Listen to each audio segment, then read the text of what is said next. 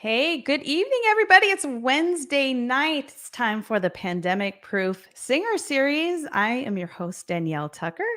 I'm a singer, a vocal coach. I'm a singer with the Mighty Untouchables band, the recent producer and host of the Pandemic Proof Singer Summit, which is why we've had a little bit of a 2-week break. The summit was going on, and there was just simply too much to slip in some interviews. And last Wednesday was my daughter's soccer game, which of course I could not miss. But I welcome you tonight. Happy to be back. I am somewhat thinking with a straight mind now after the summit, but it's going to take me a little while to be 100%. It was a huge success. So thank you to everybody who attended. I appreciate you, and I hope that we will do another one in the near future.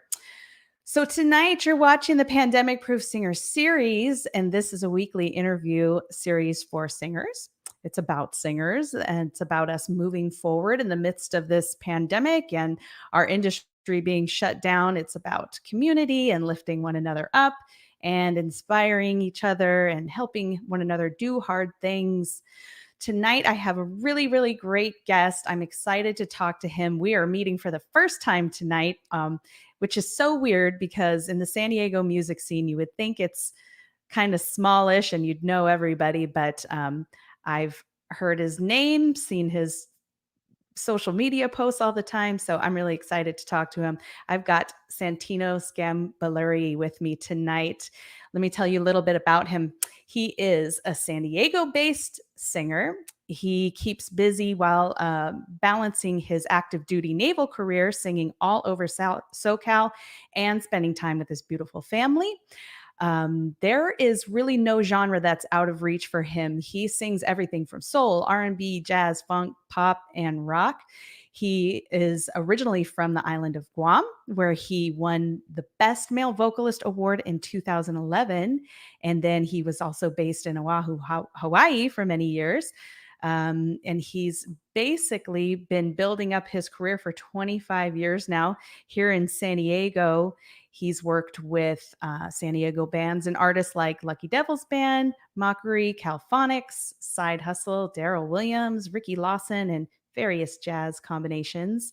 And he was also hired for Dancing with the Stars as a rotating vocalist in 2014, which I'm sure is a cool story, and we will definitely talk about that. So let me bring him on. Hello, hello. Hi, how are you? Hey I'm everyone. great. Welcome. Thanks so much for taking the time to come on and chat with me tonight. Absolutely. Yes. Awesome. It's good to meet you. Yeah, you too. All right. Yeah. Hey, you know what? I like to kind of start off the interview by talking about what you had going on pre-COVID, career-wise. What were you up to? What kind of plans did you have? And when things came to a screeching halt, how did you handle the transition into quarantine? Right. Um, well, lucky for me, I'm active duty Navy, so all the music that I do out in town and all the corporate stuff, um, it was kind of my release for, and my um, how do you say, after a full long week of being in uniform, going to a wedding on a Saturday, that was actually a lot of fun for me. Whereas, some people are like, oh, another wedding. I'm like, oh man, a wedding. I'm so excited. But those all dried up, and it was a little difficult to, because you kind of got used to that extra income, and I saw a lot of my friends, doing the live piece, and some of them are really thriving at it. But I never really went that route. Just kind of hunkered down and did some stuff with the family. But yeah, things are really picking up for me and for everyone. Really, I'm seeing everyone. I'm really busy, and it's awesome. Yeah. Yeah, I know. I'm really excited. And doesn't it feel like it was like just in the past 2 weeks, things are just kind of like flooding back, and Oh, for I'm sure. I'm we've been out of that work mode for so long that Hmm. I'm not sure how to like handle the I don't know, all the I activity. know. And yeah. Wow. So you're balancing a full-time career and also singing, and it seems like, you do it quite a bit. So that's kind of a lot, is it? Or Yeah, is it it's a just still lot. just fun for you? It's no, it's definitely fun. There comes a point where I say yes too much, so Hmm. I have to kind of make sure I balance everything between wife and the 4 kids and uh, you know military. But yeah, I try to I like walking that fine line and really keeping my mind busy and body busy. Yeah, good. Well, it Hmm. probably keeps you out of trouble too, I'm sure. Yeah, Yeah. So, okay, well, let's back up a little bit and kind of tell me yeah. about your musical journey. How'd you get your start and what Hmm. brought you into the San Diego music community present day? Yeah, sure. So originally from Guam, I was born there, and then we moved away when I was a baby. We moved kind of all over, and then we moved back when I was 13. Um, and I was there since from ages 13 until 30. And I started right after high school, kind of picked up acoustic guitar, kind of just learned some tunes, and whenever I heard songs, I never heard the melody. I always heard harmonies. Ah, Um, okay. Yeah, and I never really sang before, but I would play guitar with my friends, and I would just instantly hear the harmony. So I would just, oh, you know how to sing harmony? I'm like, I don't know, I'm just singing. It's so, it's just what came naturally for me. So I started doing that, and then we were out at a bar. I was 19 years old. We were out at a bar, and my friend who I was playing, jamming with, Richard Arroyo, he asked the owner. He's like, "Hey, me and my friend are a duo. We play. Can we do a few songs?" I'm like, "I do not play. What are you talking about?" I was so nervous, and then we went up there and played like the one song we knew, and he's like, "You're hired for next Tuesday Oh, or whatever it wow. was, like the next week. You're hired. You guys get 75 bucks and a bar tab each, right? Whatever." And I'm like, Rich, we know one song. So he's like, we'll learn more. So I mean, that week we learned like 20 songs and we were able to get through the gig. And really, that's how it all started. Just and then I met some other guys in Guam who did the Police and Steely Dan and that kind of Dude Brothers, that kind of vibe. Um, Hall and Oates, Loggins and Messina, and there's three other guys and myself. So I played acoustic guitar and we did like a lot of harmony stuff, and that group was called Renaissance in Guam. And Okay. so and so that was pretty awesome. And that was still like my early 20s. And then um, one of the guys was also a jazz singer and introduced me to a guy named Patrick Palomo, like kind of like a world-renowned jazz pianist based in Guam. And he was just I wanted to learn jazz. I was so curious about it, and got to meet him, and he took me under his wing and really mentored me and, here, listen to this, learn this song. And in a few years I was doing gigs with him, and I really fell in love with jazz, kind of as my number one musical love. Hmm, okay. Yeah, and that took me to about age 30 when I joined the military, You and I joined the left. military at 30? I did, yeah. Wow. Yeah. And so I left Guam. I left Guam at that point and was, after from some schooling, was immediately stationed in Hawaii for 7 years. We did 7 or 8 years there. Hmm.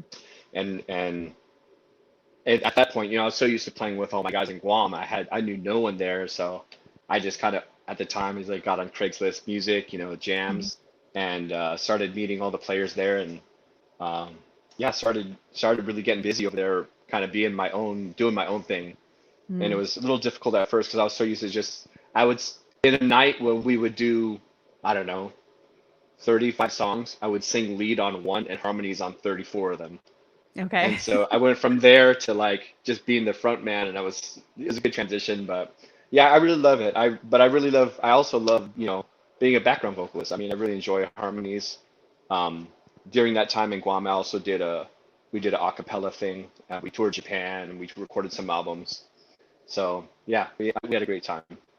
So kind of a nice, rich uh,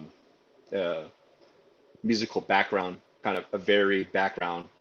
And then I joined the military. Most people join the military when they're younger, and then they do stuff after. I had a nice life before the military. So I Yeah. kind of kept it Oh, coming with interesting. while I joined. Yeah. Very cool.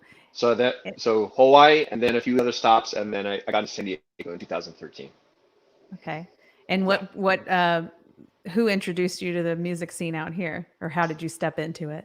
I Same thing. I was like, I think I it was like Googled San Diego Reader, I think it was, Yeah. and what what was Fuzzy Rankins had a jam downtown, and so I just started going to these jams. You know, Darryl Williams had a jam down here, and then in Temecula, and I would drive anywhere. I didn't care. I was like, I need to meet people and meet musicians, and I was you know, started to get on these jams, and then they're like, hey, how long are you here for? You know, so I got started getting hired as a singer, and just kind of, then I met one of the other first vocalists, San Diego-based vocalist that really helped me introduce me to a lot of folks was Tiffy Jane. Yep. Yeah, And she was really she just awesome. popped into the comments too, I saw. Hey, Oh, Tiffy. cool, awesome. Hi, Tiffy. Yeah, yeah. I didn't see that, Tiffy. I see no comments from where I'm looking, so that is good vibes. Sending you good vibes. And she's almost gonna give birth on her first That's baby, so right. so happy for her and her Yes. husband. So Yeah. yeah. So thanks to Tiffy, she introduced me to Kevin Freebie and some other folks. And from there, just kind of started rolling and just networking and meeting the really awesome music community here because it's so easy to kind of have your own piece of the pie and not share and not but everyone's really I think everyone here is pretty it is a good genuine person and if I can't cover a gig I have a few people I can call and I get calls all the time to cover stuff so yeah I'm just real grateful to be a part of this community. Yeah. San Diego is great. It is just the whole community of musicians is really amazing. I think it is a hidden gem amongst music communities nationwide. Hmm. We're very, very Yeah. lucky to be here. Yeah. Hmm. Well, you know what? I'm so curious. You telling me about your background with music and at 19, essentially having your first gig. Yeah. Um, Prior to that, was your family musical, or were you taking like guitar lessons or anything as a kid? Or otherwise, did you have any aspirations when you were very young to get into music? No, really, none really. Every time I would hear a song on the radio as like an 8-year-old, 9-year-old, I'd always remember like the guitar solo. I could hear it in my head 3 years later. If I could like, but lyrics, I'm horrible, but I could always remember like a scat solo, or I could remember a guitar solo, or the bass solo, or how the hi-hat sounded. I could always hear instruments better than I could ever remember lyrics. But it's not like, because I was just busy with everything. I was, wrestling, golfing, playing volleyball, basketball, doing a lot of stuff. But I never really sat down on an instrument as a kid and played or tried to learn. So I think probably a lot of that stuff was just up here, and when I started playing guitar, Hmm. it kind of came out. And I never really became a great guitar player, but I could play pretty much every chord that I need. So that people are like, oh, you play guitar? Why don't you play guitar? I'm like, oh, I'm having fun just singing. You know, yeah. Yeah. I might play guitar for this current gig I'm doing with Anthony Smith. We're talking about maybe just bringing guitar over, but it's then you got to bring extra equipment and the amp Yes. Yeah. Then the luxurious of life of a vocalist Yeah. is tainted by equipment. Yeah. Yeah. Oh, that's very cool. Well, as as singers, and all the singers that I talk to on here, we all come from very different backgrounds. Some are schooled musicians or have been training all their lives. Some grew up in musical theater. Some were Hmm. classically trained. Yeah. Some just kind of evolved into the career kind of like you did. But obviously, when you become a professional singer or musician that's being hired for corporate events or weddings or more your Hmm. more high dollar ticket events, Yeah. you've obviously got a great voice. So along the way, how did you kind of hone your craft as a singer or get better? Were you someone who took constructive criticism really well, or were you working with musicians that were I don't know, better than you, or Mhm. how did you become better as a vocalist over the years? Yeah, no, I always I always try to play with people that are better than me, a lot better than me. Whether they're a bass player or they're a singer, I always want to be surrounded by like really incredible talent. Um, Hmm. and I've never really thought of myself as just like a strict vocalist. I'm really feel like I'm an instrument. I want to be I want to speak the language. I want to understand how it flows. I want to know exactly when to come in, exactly how to trade. Um, and so I think by taking that approach, I had more of a more of an instant rapport with musicians than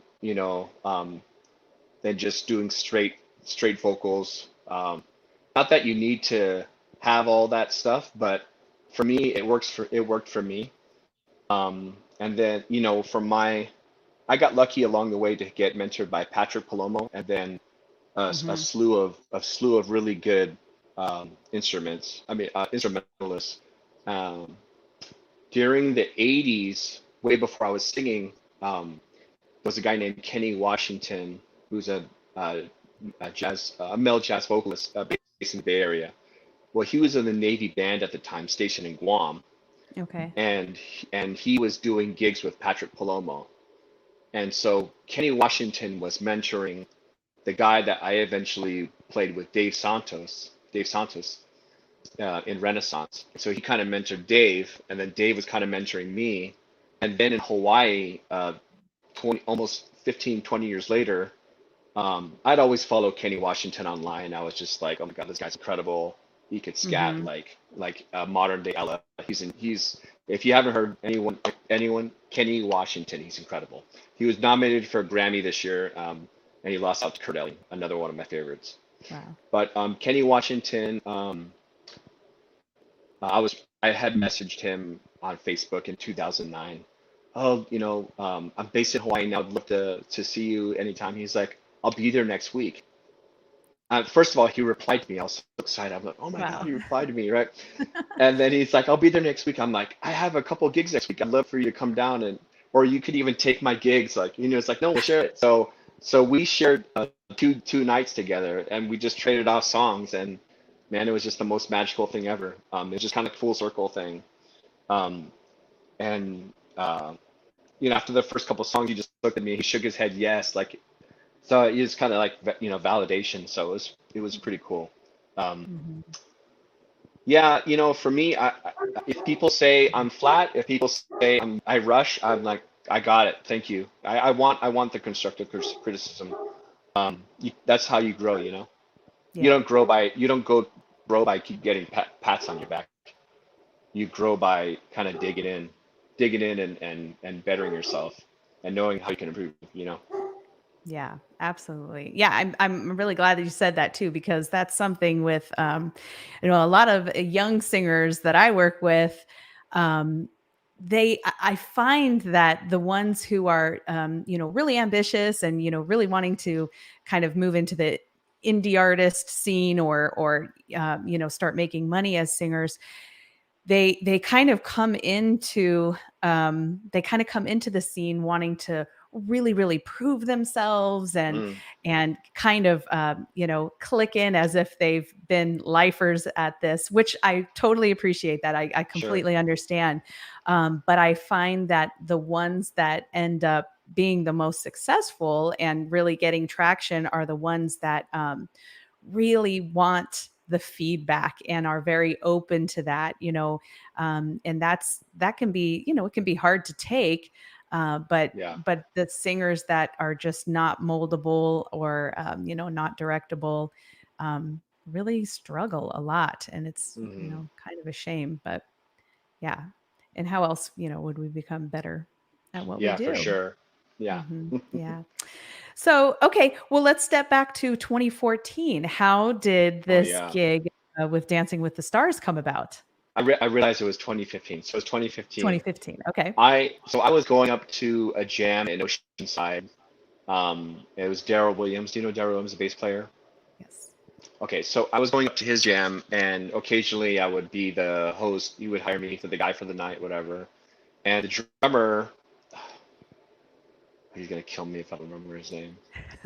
Albert Burnett. Albert. Okay, if you're listening, Albert, this is a story that. So he said, my sister-in-law, my sister-in-law will be here next week, and I follow, like, for me, I really love like the touring background vocalists. Like I know who they are, and Mm-hmm. so Lalah Hathaway's at the time one of her background vocalists was T.J. Scruggs, Tony Scruggs, Mm-hmm. and Albert is married to Tony's sister.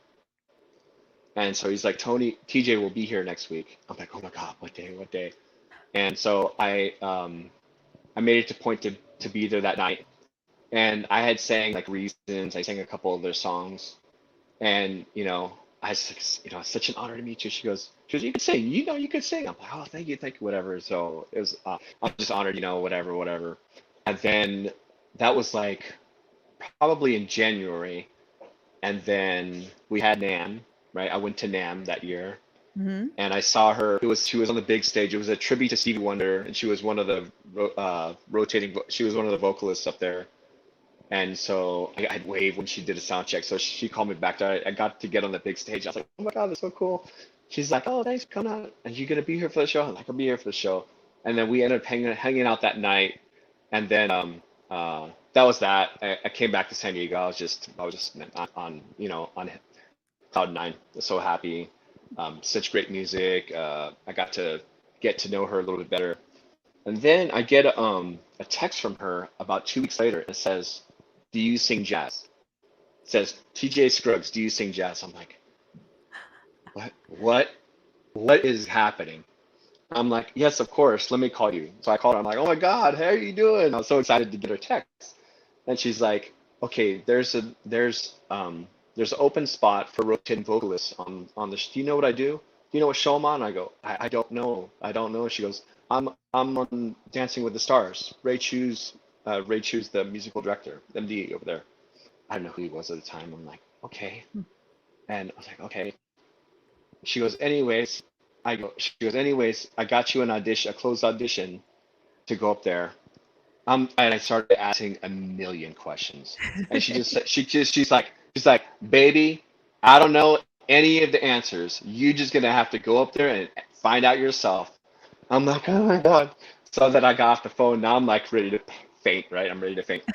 And so I had called the person the point of contact that she gave me, and she's like, yeah, can you come up on Friday? Ray Chu will be finishing um, rehearsal for the Grammys because he was MD of the Grammys that week. I'm like, dude, it's just I'm getting goosebumps now telling this, by the way. Yeah, and Love it. nothing this cool has happened since. But I'll tell this story. And I never Mm-hmm. tell this story. I never really tell this story, so I guess everyone's gonna hear it now, right? So Yeah. okay, so it's Friday. I had a military course that ran like all day at a different site. And I asked, I'm like, hey, can I get my certificate early? Because I want to get on the road at like noon to drive to the studios it was at. Yeah, okay, we'll let you go. So I drive up there. I'm drinking like a Monster Energy. I'm just like, oh, hyped. I'm trying to calm down. I'm singing. I'm like trying to I'm like getting warm up nervous. and oh my God, like yeah, for sure. I know.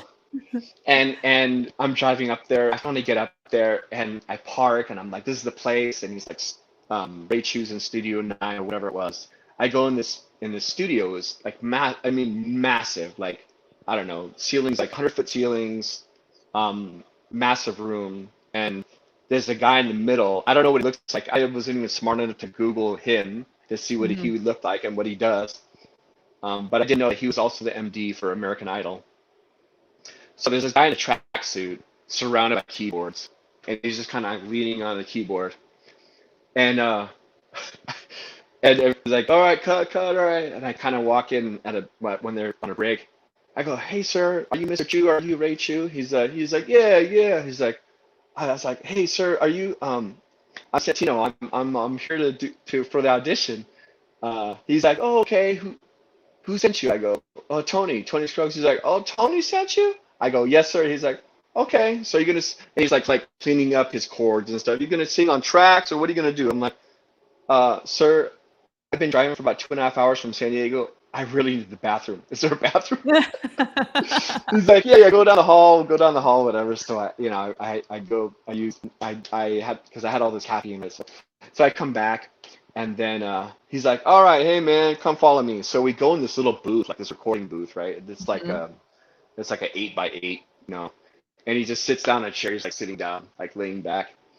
He's like, oh man, talk to me, words, words, words. He's closing his eyes, like words, words, words, like this. Okay. And the door was a small booth.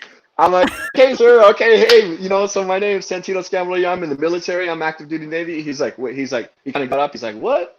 You're in the Navy? I go, yeah. He's like active duty? I go, yeah. I got out today and I drove up here. He's like, okay, keep talking. And then he closes his eyes, and so he's like, okay, all right, that's enough. He's like, all right, sing something. So I sang something, and he's just kind of like this. He was like this, with his eyes closed. Can you see me on the camera? Yeah. He's doing this. He's like this. Sing something else. Sing something else. He's like this. Something else. I sing. He's like, that is looking at me. Sing something totally different. That is looking at me. And I sing something totally different. I forgot what I was singing. And he's like, Tony sent you, huh? I'm like, yes, sir. And he's sitting down, and I'm like standing up, sweating my freaking face off, right? In this small ass booth in Pasadena or wherever the hell we were. Yeah. And then he's like, so, and I can remember him saying this so slowly. He's like, the thing about singers. I'm like, what is he gonna say? It's all about the tone. I'm like, yes, sir. He's like, Santino, I like your tone. I'm like, whoo! I'm like, right? So, and then I'm tearing up here. And so I was like, oh, that's awesome. So he's like, okay, sing something else. So he made me sing like 3 or 4 more songs, right? And then he's like, okay, man. So he stood up. He's like, now he's kind of standing up, and we're in a small booth, so we're like kind of almost like standing up right next, facing each other. He's like, tell me about this military thing. I go, well, I'm in the military. I'm on a ship. We're gonna deploy later this year, and we have. Because it was probably at this time, it was January or February maybe, because it was after NAM.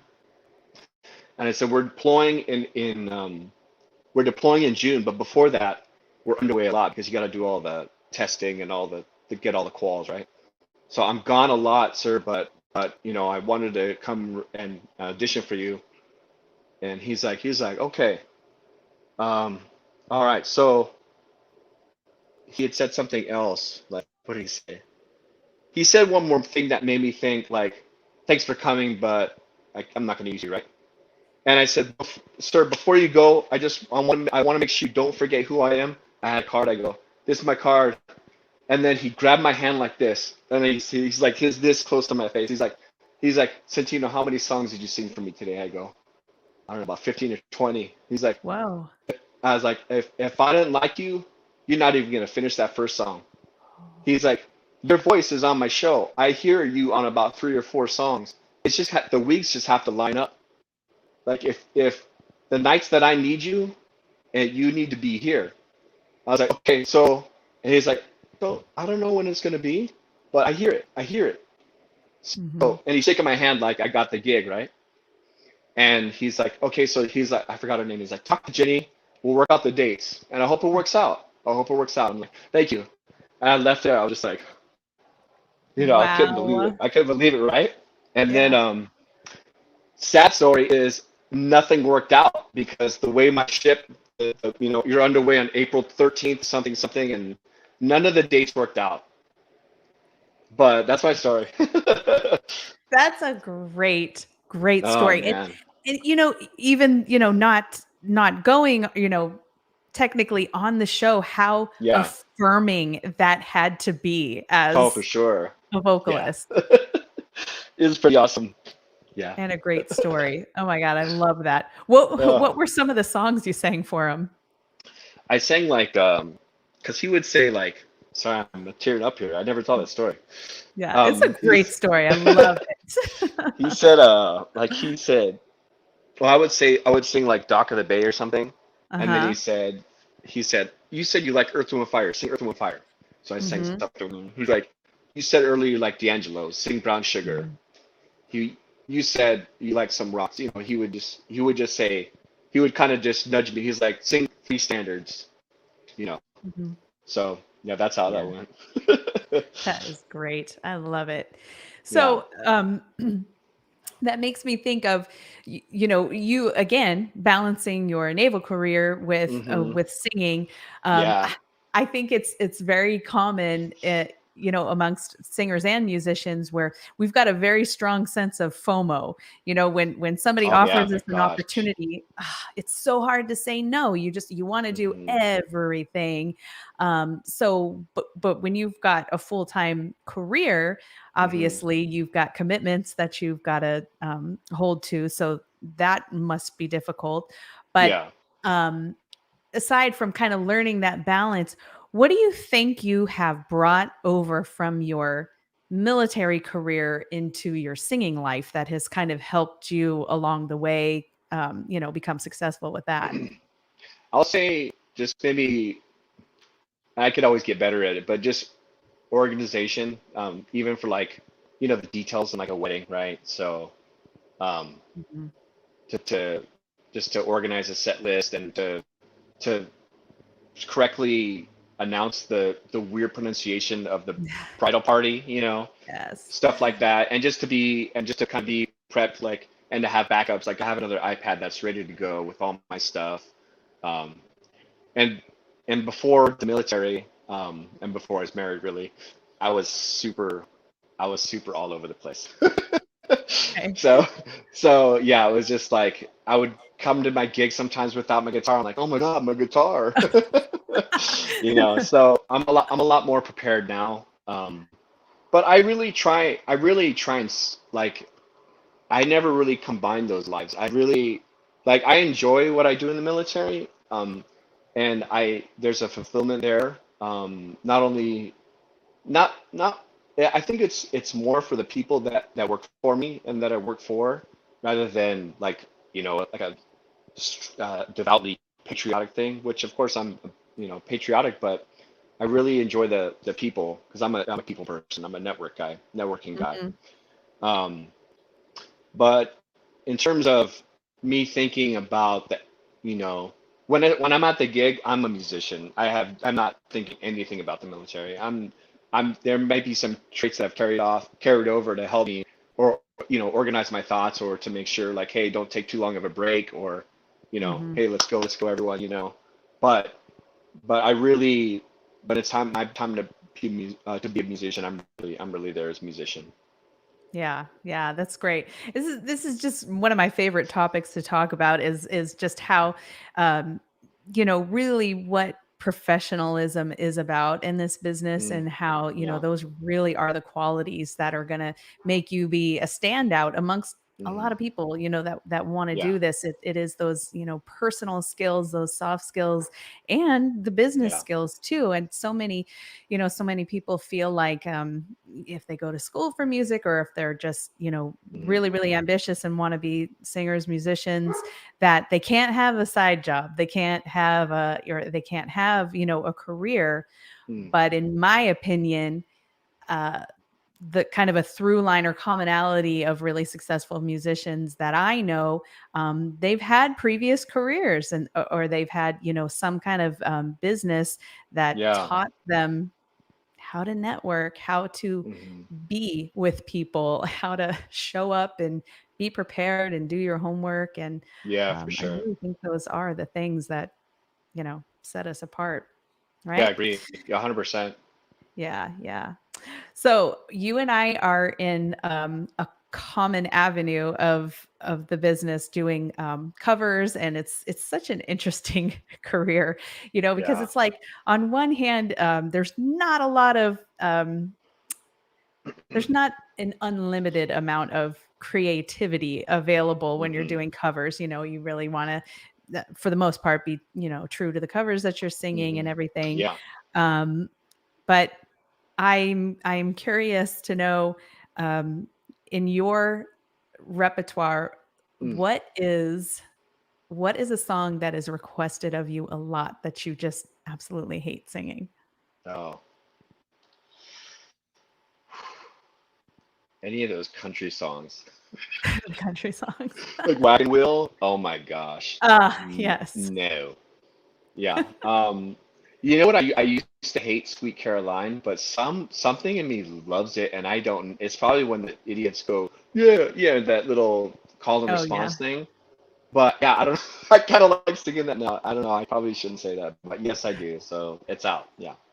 I would never request it, but or sometimes like, hey, they're requesting it. You know, hey, they got it. We got to do it. Yeah. Yeah, but you know the wagon wheel, some of the like the cheesy '90s, um, uh, like let me try to think here. Songs that yeah, I enjoy singing like um uh Sweet Home Alabama. I enjoy You enjoy it? singing. Yeah, I enjoy singing. Trying to think of some other one like Pour Some Sugar on Me, stuff like that. Like I'm like, because I like it because it's like, let's learn a new song and let's kind of go for it. Yeah. And people really love it. It's easy for me to just stick to my core stuff that I like, my Earth, Wind, and Fire, my Stevie Wonder, but I like learning like a brand new obscure Billy Joel tune, and Mm-hmm. right now I'm really excited because I'm doing a gig on Friday nights with Anthony Smith, Mm-hmm. and it's at a place called Il Sogno downtown. It's an Italian restaurant, awesome place every Friday night, and we're just starting to really like build up our song list, stuff that I Mm-hmm. never would really think of doing, uh, whether it's full band or not. We're doing it on piano and vocal, and he's singing some too, so it's a lot of fun. Yeah. Very cool. Yes, Anthony is one of my favorite of all time, as well as I see that Mm. you've done some gigs with Bobby Cressy too, who is Oh another yeah, fave. yeah. Yeah. When I can get the new daddy in any gig, that's awesome. He's Yes. Yeah. extremely busy doing that, and he's doing a great job. So Bobby, you're doing a good job. But if you can cover on the 11th, June 11th, I could use you. Yeah, no, he's a wonderful dad. Um, I wanted to go back to your comment about Wagon Wheel. This is so hilarious to me because Yeah, the band that I'm in, we don't do a lot of country, but it is, requested fairly yeah, often. And the one person in our band that sings Wagon Wheel is Darrell Anthony. Do you know Darrell? very well. Okay. In fact, Well, he's playing at Il Sogno tonight. right. Yeah, his first night. Yep. We did a country theme night in Phoenix, I don't know, years ago, and he begrudgingly had to learn that song. And so now, ever since then, anytime somebody requests that we play country, that is the song that they ask for. Oh yeah, of course it's gonna be. Oh man. Yeah, I always I'm happy when they request a song and like the guitar player, like either Eric or Nick or some of these other guys that do that song. I'm like, you got to do it, bro. You got to do it, right? I'm doing this other thing. Yeah, but it's I never look at it like I'm not gonna do it, or it's people. I always want to make a happy customer, a happy client. So I'll Mhm. I'll do pretty much anything, and sometimes I go above and beyond, and like and yeah, that's you gotta be professional. Yeah, I like that. That's great. So you're doing some duo gigs now, and do you have a like full band stuff rolling in yet? Um, just with Lucky Devil, just the corporate stuff with Kevin and folks, but that's getting really busy. Um, but every now and I think a couple of times a month we're gonna be able to add like a percussion player or a drummer to do a trio thing over at the Italian restaurant. So Mhm. Fridays, I'm sure I can get more gigs on weekdays. I think I could work as much as I want, but I'm pretty saturated right now, and Yeah. I kind of know my limits. I'm probably at the upper echelon of my limits right now in terms of just everything. Mhm. Um, but I'm having a blast. Yeah. Yeah. That's And great. the whole state's open. I think June 14th, right? And there's another potential breakthrough opening. Um, so Hmm. Yeah, I know. Yeah, that's what I'm hearing too. Do you have a preference between doing band work versus doing your, smaller like duo or trio stuff? Do you find one or I the love other both. more gratifying? I love both. I really love I love like a 14, 12 piece band when you got all the horns and everyone's just Hmm. talking and you find a little pocket in there. And I love it when you have the challenge of just a piano or just a guitar and you got to mentally have time and come in and out and play just back and forth. Yeah, I really love to do those gymnastics there. Um, Hmm. yeah, it's fun for me in both settings. Yeah, great. Yeah, Very cool. Yeah. So, just to kind of wrap things up, this is a question I've really yeah. loved asking everybody, and I always credit Rebecca Jade with this because she Okay, she was the she's very awesome. first person that I did an interview with, and she She's one of made my the faves. comment at the time. This was way early on too. I want to say this was like maybe May of 2020, Oh, okay. and Hmm. she just said, after everything we've been through, and we were only 2 months into this thing, it would be such a shame for us to come out on the other side unchanged, and I Mm. totally agree. A year's worth of life lessons have sunk in. How do you think you are changed forever? Ooh. Um, Geez, that's a Rebecca. Thanks. That's a great question. Yeah, Steve. Um, we as a family we got a lot closer. It was nice being forced to be home. Hmm. Um, being being in the military and doing deployments and doing the Monday through Friday thing and then rehearsals and then the weekend gigs.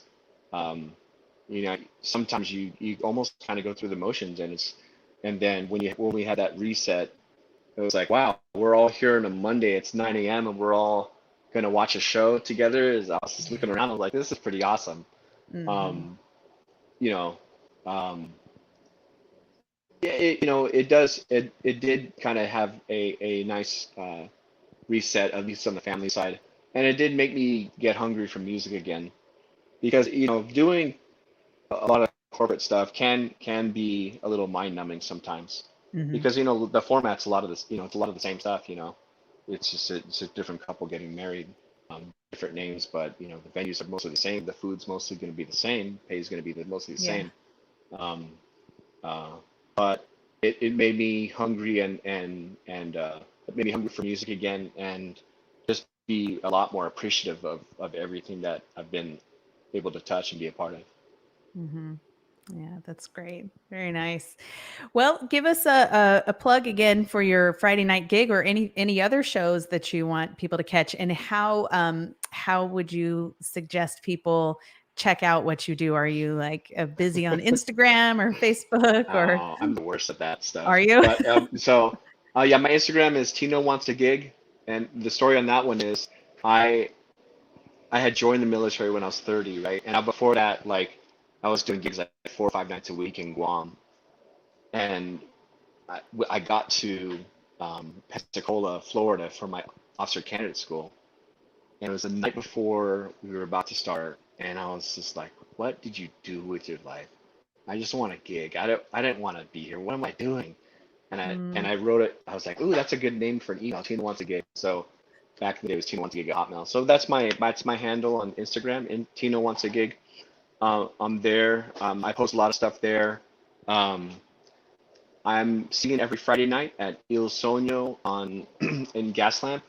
And they have live music 7 nights a week. You can catch Jarreau every Wednesday, and our musical coordinator down there is Sasha Utros. She's awesome.